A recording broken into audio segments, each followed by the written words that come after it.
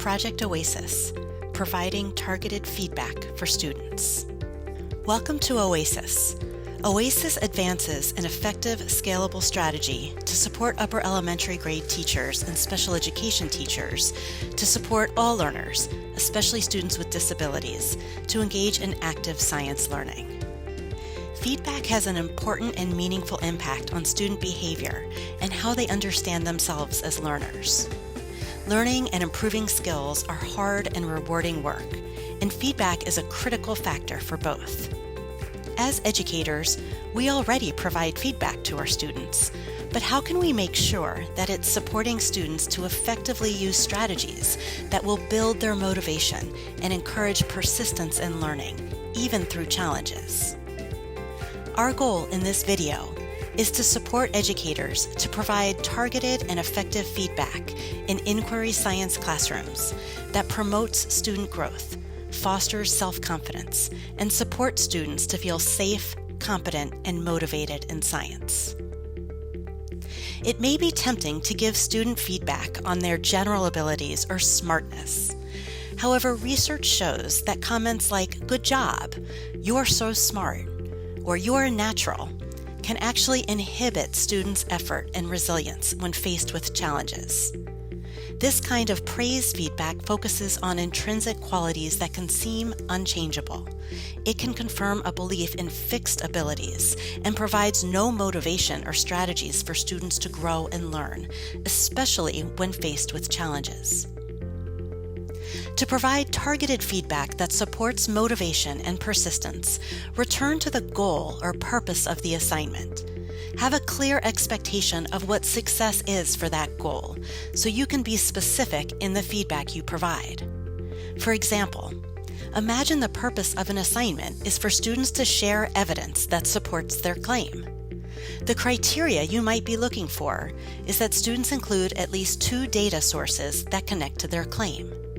With that clear expectation, students will know what they are working to achieve, and you can focus your feedback to be specific and meaningful to the task.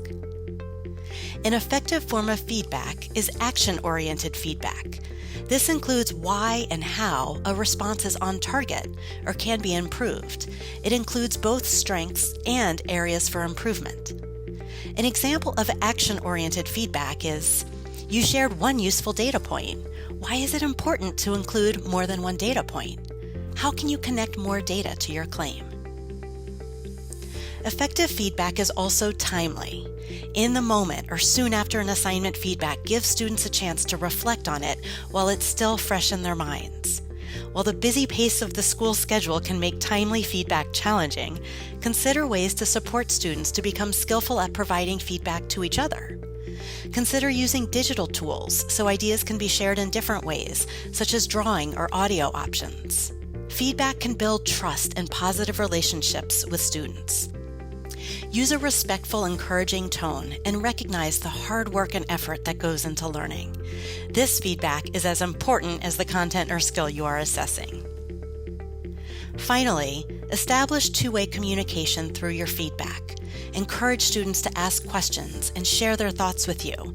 Feedback is an opportunity to share that you believe in each student's potential and want them to succeed. Key takeaways to provide targeted feedback to students. Have a clear goal and expectation of success so feedback can be specific and action-oriented. Include strengths and areas for improvement. Ensure feedback is timely and use digital tools to share ideas in multiple ways. Use a respectful, encouraging tone and recognize the work and effort learning takes. Establish two-way communication so all students know you have high expectations for their learning.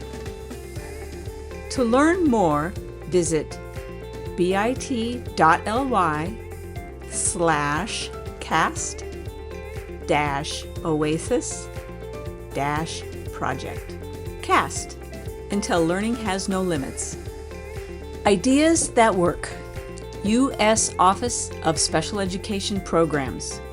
The contents of this video were developed under a grant from the U.S. Department of Education, #H327S210014.